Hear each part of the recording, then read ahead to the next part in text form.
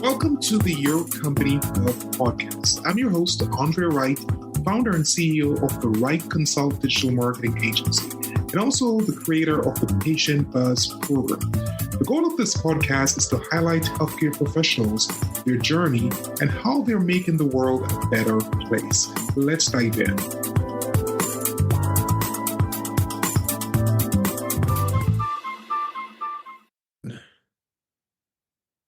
Welcome to another episode of the Your Company Health Podcast. Today I have a very exciting guest, Octavia Cherry of Time to Sprout. Octavia, how are you? I'm doing well, and yourself? I'm great. I'm so excited to have you today because I've heard some great things that you're doing, and I know my audience definitely gonna have a treat by us having this conversation. But to get things going, just tell us about your business and how you got in healthcare. Yes, so I'm a speech language pathologist, and I own a private speech and language clinic that offers a variety of pediatric-based therapy services for parents and families whose children are neurodivergent and atypical. Our services include just kind of like one-on-one, speech and language therapy sessions. We offer comprehensive speech and language evaluations, pediatric speech and language consultations so that's more so for parents who maybe have some concerns about their child's development. But there's no really, red flags or concerns necessarily from their pediatrician or maybe their child's teacher or child care provider. But parents just think that, hey, I think my kid may be a little bit behind. In addition, we do offer like IEP consultations, and this is actually something new that we're doing. So for many of our parents, again, who children receive speech therapy or any type of services in the public schools, many of them aren't necessarily, I would say, educated in regards to their child's IEP. So they know that their child has like an IEP or like a 504. But like when I ask them or when they say, hey, my child has an IEP during our intake, they can't tell me anything about, their child's IEP, whether from like the goals, the services that they receive. So that's something that I was like, okay, we need to offer, these IEP consultations so that parents are aware that, hey, this is a service that your child get. These are things that they're working on in these different areas and things like that. Until we help parents too, let's say if the school isn't following that plan, okay, how can you go about that? So yeah, that's a little bit of what we do in a nutshell. Oh, definitely. And Octavia, oftentimes when we interview healthcare professionals, there is always some history or backstory and how they got into that profession. So I wanted to talk to us a little bit about your journey and why this career path. Yeah, so I actually, I would say it was probably like high school, right? And I would never forget, you're making that transition, whether, life as an adult, right? You're going to go to college, you're going to go to trade school, or you're just going to get a job. Like, what are you going to do? So I would never forget, I actually volunteered at a skilled nursing facility back home in Wisconsin. And, just kind of asking around, to see, did I want to be a nurse? I actually was a nurse, well, a CNA for one day. So I knew nursing wasn't for me. Mhm. Um, and so I would never forget when a loved one of mine had a stroke. And you was going to go visit them, and there's doctors and people coming in and out, but I will always see this, lady come in. And I knew she wasn't the doctor, she wasn't the nurse. And so again, as a kid, and I think just blunt, I was just like, hey, who are you? And what do you do? And she's like, I'm a speech language pathologist. I'm here to help, your loved one work on their communication, right, and return back to their prior life. And I thought that was so interesting. So I started to ask about, the balance, right? That work balance. Do you have to work, 12-hour shifts, 4 days a week? Like, what does that look like? And she's like, no, it's a 9 to 5. I come in at 9, leave at 5. I may have to work, maybe one weekend out of the month. I was like, oh, this sounds pretty neat. I think I can do that, right? It's in healthcare. It's not too demanding where I may have to work long shifts.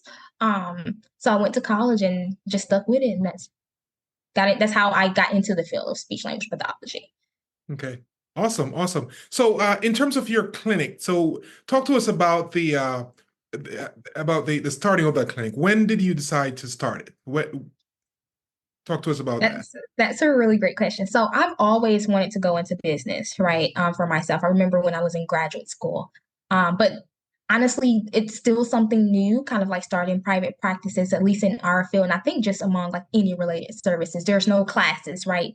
When you go to grad school, this is how you start your business. This is how you, so there's no actual classes on that.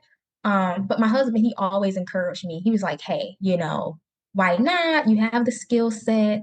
Don't listen to when people say, oh, you need more years of experience. That was something I always ran into. Oh, get 15, 20 years of experience. And I'm like, well, by that time, it's going to be time for me to retire. When you talk about get all these, these years of experience. And so, like many people, COVID-19 happened, had a lot of time on my hand, just being in the house. And so it really was from there, I was like, okay, I'm going to go for it. I had this time on my hand. I'm going to go for it. And so my husband and I, we end up relocating to Georgia. And that's when I was like, okay, this is like the perfect, timing, right? We're in a new place. No one knows me here. So let's just go for it. There's nothing to be afraid of. Right, right. And talk to us about because we all as business owners, we all have a passion and in terms of long-term goals. So what is your passion for your business? What if I could say, Octavia, where do you see yourself in the next 15 years with this business, and what kind of transformation you're looking to do? Yeah, so in the next 15 years, I see myself more in an administrative role. Hopefully by that time I will have kids and a family by then. But I want this business to be a legacy, right, for our family. Yes. And eventually I wanted to pass it down to, our children, right? Whether it could be interdisciplinary, it doesn't even have to be speech, right? We can eventually grow to where we have OT now, but we have PT, we have primary care physicians, nurse practitioners, psychologists.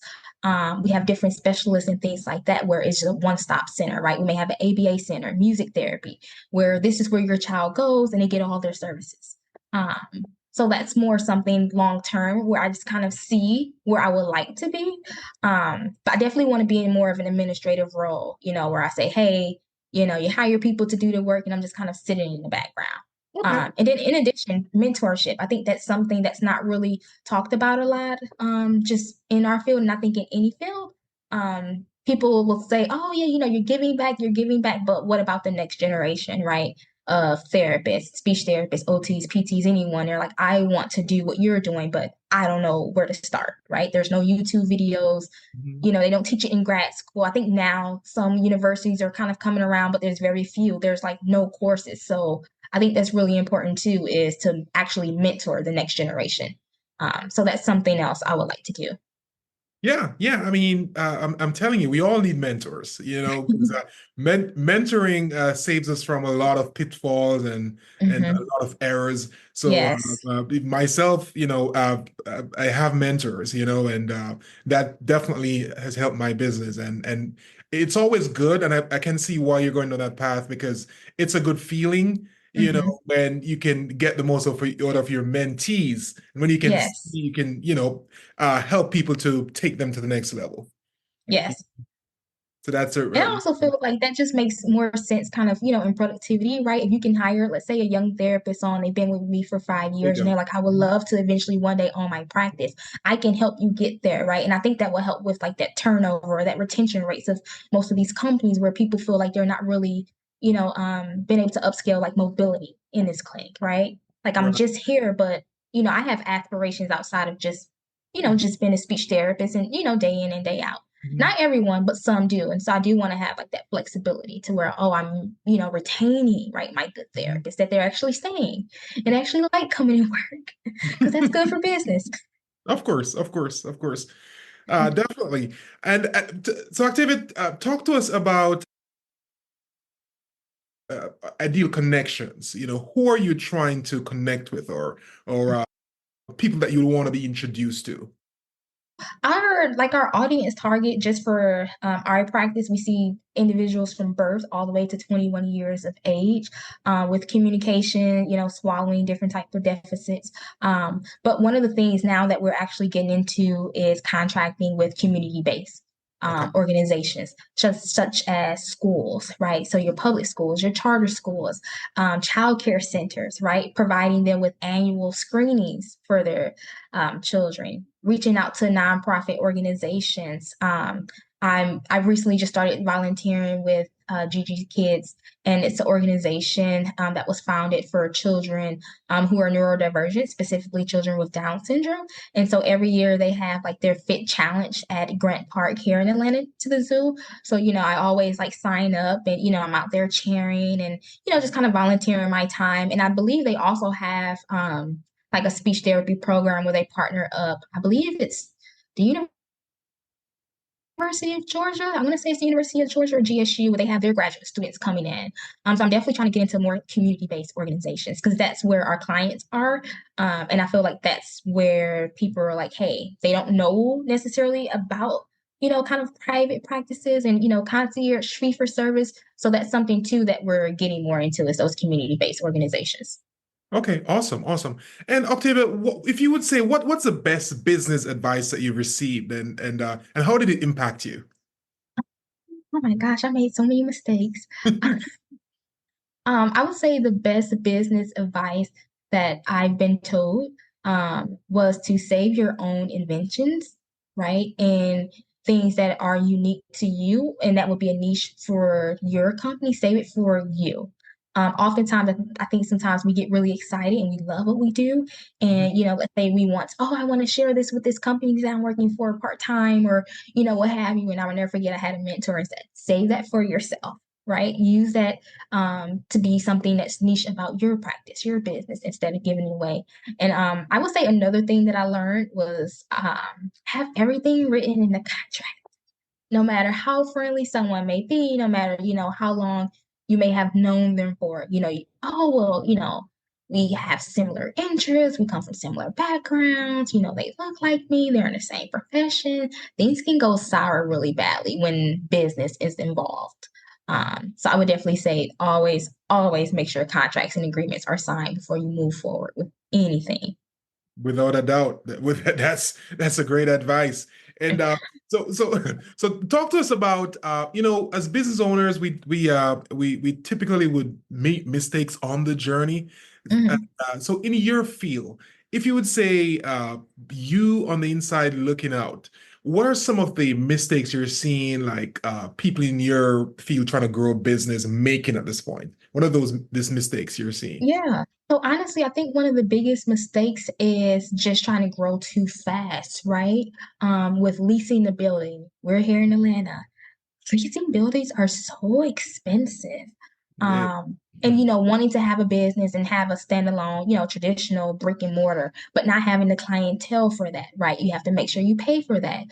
There's other things that's attached to that, maybe hiring too many people on at once and not necessarily having that steady income. You only get paid if your clients are showing up. So your income is, it's going to steady. Not necessarily, going out initially and buying that pretty house, right, that you've been dreaming about, or that nice new car that you've always wanted. Because there's going to be times where business isn't going to be so great. So I would say that's the biggest advice that I would give anyone. Is definitely you want to keep your overhead costs low initially, and then gradually increase, if that's something that you want to do. Right. Those are great advice because even for me, and I've seen it over and over, Mhm. businesses they grow so fast, and then in the end they can't Mhm. fulfill they can't uh, cover or they can't Mhm. supply their customers or they can't meet the commitments because they grow so fast. Yes. And then in turn negatively impact their company because they're seen as neglecting the customer because they can't fulfill. So you're right. There has to be some balance. Absolutely. And especially with working with kids, like I said, you get paid when the kids show up. So kids are going to be sick. During the school year, it's a little bit more consistent, but also families take vacations during the summertime, right? Or sometimes they're just like, hey, my child, they're in so many extracurricular activities throughout the year. They have all this extra tutoring and, therapy. So for the summertime, we're just going to take a break. And so sometimes you have to be willing to say, okay, that's going to be a loss there, So you have to somewhat balance it out. And I think that's kind of hard initially for people. No, yeah, I agree. Totally agree. So give us an example. I know people may be watching or listening, and they would like to hear this. So give us an example of what a great patient outcome looks like, or example of a Mhm. case that it's still in your mind now, and you're like beaming. You don't have to call names, or what talk to us about a good patient outcome or an example of a great patient outcome. Yeah. Absolutely. So in terms of like just great patient or optimal patient outcomes, I always look at three main factors, right? Their independence. I look at whether or not, is their communication, has it increased? Are they able to communicate with their same age peers, and adults, right, that they're surrounded by? And also the maintenance of their progression, right? So I would say the most successful or the great outcome that I've had thus far was seeing a client that I was seeing for, I believe it was about 2 years, um, who had a very, I would say probably a moderate to severe speech impediment at that time. Parents didn't really understand them. It was articulation, speech impediment. So the kid just had a very difficult time, right? Just communicating. Not necessarily that they had, difficulty expressing their thoughts, or they had difficulty getting the words out, but it's just the sounds and things like that. They weren't putting their tongue, in a correct place. So it was very difficult for people to understand them. And again, it started to hit a little bit at their confidence, right? So like speaking in social environments, changing their personality. This kid was like, parents was like, oh, they were outgoing initially, when they're younger. But we noticed when we put them into daycare, into school, their temperament changed. So they became a little bit more shy and reserved and not wanting to talk, in fear that other kids may say, hey, you talk funny. At that age, I say when kids are young, I don't think they mean to be cruel or mean. They're just Right. kids. They haven't learned yet, filter some things. And so some kids will say, oh, you talk really funny, or that's not how you say that, or they'll just laugh, or sometimes just even ignore Mhm. this particular kiddo, and it would hit at them, their confidence, and wouldn't want to talk, wouldn't want to be in the back. So I was working with this kid for 2 years, just seeing, I believe I was seeing this kid like 3 times a week, Mhm. um, which is quite a bit for a young kid at that time. And so I will never forget, this was recently.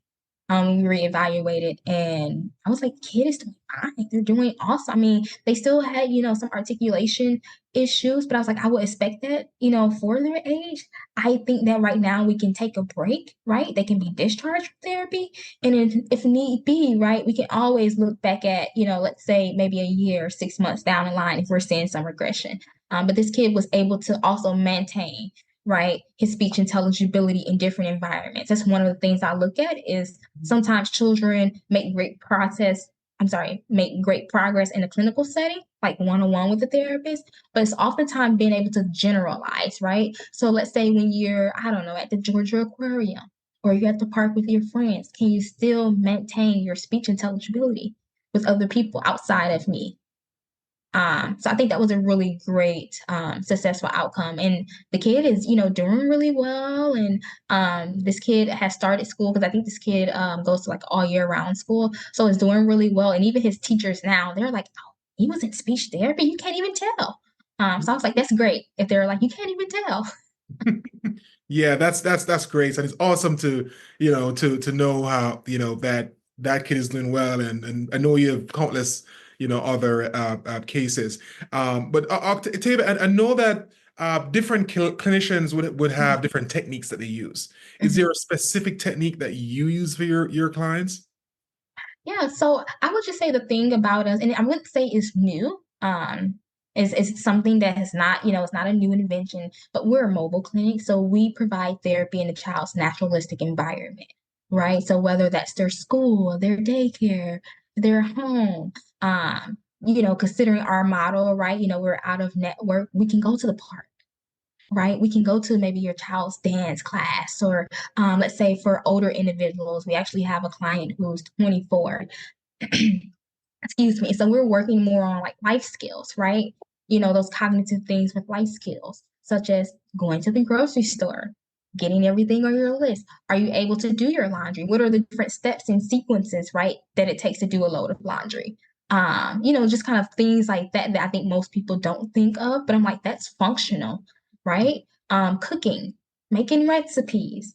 So we can do a lot more of those functional life skills, right? With our model being more of a naturalistic, we can go into different environments. Awesome, awesome, awesome. And Octavia, I can't believe we're moving so fast. We're running on almost to the end.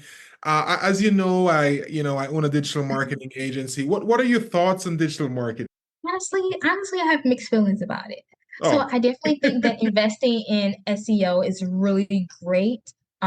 It's a great way to kind of make your website or your business a little bit more visible, especially online. However, I think just being a caveat to being a fee for service practice, and I think just in today's time right now with what we're dealing with the economy, everybody wants to use their insurance, right? And it's really great. So, oftentimes, like many of the clients that I get, they're often by word of mouth or, clients reaching out or other, clinics who have like a similar, fee for service model and say, hey, we need help or, academic, I would say businesses who focus more on like academic testing and things like that. They'll reach out and say, hey, we have a kiddo here who we think, needs to be evaluated for speech. So I'm a little bit mixed about the digital marketing. However, I think social media is really great. mhm, I tell any and everybody you don't necessarily have to have a website. You can get on TikTok is free. mhm. Instagram is free. YouTube is free. And you can promote your business there, especially on TikTok. That's a really great way to grow your business and to Yes, broaden it is. to broaden your audience. It is. It is. Yeah. I mean, I work with providers, as you know, and I get it. Their digital marketing can be it can come with a mixed bag, but it's very effective when you're Mhm, targeted and you're working with a company that understands your goals and objectives mhm, and know what channels work for you because you could be using channels that don't work for you. That's not mhm. where your target audience is, and then that's what creates the problems. Because even with you, I'm almost sure if I go on Google and search for speech pathologists, I should see some competitors people showing. So there's a place for paid search and even Mhm. SEO that you mentioned is very important to keep your website high in the rankings. So, Yes. but yeah, it's pretty effective and it's something that we do encourage providers to always keep in mind. So my question: how do you track or how do you target your potential clients or your audience? How do you target them? Yes. So our website, and the platform that we use for our website actually track it for us. So it tracks the amount of appointments, right? It tracks the amount of clicks, right? We're able to see where we listed, in relation to other speech therapy clinics on Google. It shows us that. It shows me whether or not we have successful interactions after a click. So sometimes people may click on your website, but may not necessarily move forward with your company. So it's able to let us know there. Even when clients book appointments with us, they have to let us know how they hear about us, right? So that's a question that they have to answer in order to move forward. So that's a really great way for us to see, okay, well, most of our clients seem to be coming from Google, right? And not so much from Yelp or not so much for Facebook. So then we're able to say, okay, well, we need to definitely focus more on our Google marketing, right? And maybe, There you we go. need to modify our SEO because most of our clients are coming from Google. Mhm. Or let's say Instagram, we're able to see, the interactions. Are people actually interacting with posts that's made on Instagram or Facebook? Are they sharing them? We also do email marketing. So we Yep. send out a monthly newsletter to all of our clients, to any potential businesses that we have worked with in the past, just kind of say, here's some updates about our business. And so we're able to see, how many of those emails were open, how many of them were viewed, for how long, did they click on any of the links on that actual email newsletter. And so that's effective too to let us know, was our email marketing or was this newsletter, let's say we just sent out the one for July not too long ago, was it successful? Um, and we're able to really target, okay, well, people seem to be more interested in, like free events, right? in our area. So maybe we need to put more free events on our newsletters to get more drive to our website. So it just really depends on what works best for you and your company. No, I'm listening to you, and I'm really I'm I kind of excited for you and how you're approaching your business, because oftentimes you speak with providers and they don't know their numbers in terms of from Mhm. the digital side of things, and what you have been listing out is really good. Managing or monitoring the data points, and where the traffic is coming from, whether it's Google or Facebook, Instagram, what platform is giving you the best bang for your buck, things of that nature. Because at the end of the Absolutely. day, the data will tell the right story, and then you can decide, where to go from that. So those are all great things that you're doing, and they will definitely be fruitful for you, in the future. Absolutely. I feel like you have to know your audience. So because we work with children, most of our clients are parents, right? And so not every parent or not every adult is tech savvy. Not everyone has an Instagram. Not everyone has a Facebook. And now you're seeing like this increase with people are trying to reduce their social media time, right? Mhm. And your screen time. So we're being mindful of that. Like maybe not everyone is on TikTok, right? Or the individuals who are on TikTok, they may be younger, right? They may not have children. So most of the people, honestly, within our clientele, honestly, come from Google. Yeah, yeah. There you go. There you go. I always tell, clients that, the data will tell the story. There's Hmm. no way around it. It will tell the story, and it will dictate, how you move forward. So before we go, I want you to tell us, I always ask this, and you could go anywhere with it. I want you to tell us one thing that you're not investing in at this point, but you need to prioritize. Uh, Yes. so what would that be? I would honestly say more community level marketing. That is something that is actually a lot more difficult to do Mhm. than you think. So just kind of marketing at the community level base. So maybe reaching out to, local libraries and seeing maybe we can offer any type of program, right? Because our audience is children. Children go to the library to get books. They hold different programs and things like that. So just kind of doing a lot more community level marketing, right? Marketing with nonprofit organizations and things like that. So we definitely have to do more of that. It's a lot harder. I think community level marketing is more difficult than digital marketing. Well, that's up for debate. That's up for debate. But there are two that you need to do, and they can be challenging. So I Mhm. understand what you're saying. So there are pros and cons on both side of things. You know, Tell us now, what is your favorite book, and why would you recommend it to our audience? Yes, I would say my favorite book is The Immortal Life of Henrietta Lacks. I will never forget reading this book when I was in undergrad and being in it was like a healthcare disparity course. And I've never heard of her before this course. I'm sure many people have never heard of her, but it's a really great book for individuals to read, especially if you're interested in like healthcare. It's a great reminder to look at like those bioethical and like health disparity issues, at least in the African American community, how this woman contributed her cells, right? Her body to science, and didn't receive any benefits. Same with like her family. You can go into it. There's like a long history there, but it's a really great book. I believe there's even a documentary. There's few documentaries about her, so it's a really great, interesting read. Definitely, definitely, and we'll put it up on our site, and people can actually learn more, try and find that book, and get more information on it. For people who are listening, watching, how can we reach you? Yeah, so you guys can reach me at our website. That's www.timetosproutSpeechTherapy.com. Or you can just give us a call at 678-653-2035.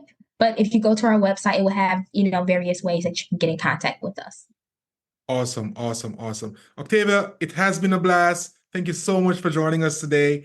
And I know I mean, you dropped some gems on this podcast, and I know people watching, listening, they would enjoy and grasp that information clearly. So thank you so much for joining us. Thank you so much for having me. I appreciate it. Thank you. You're welcome. Thank you so much for joining us today. I hope you found this information useful.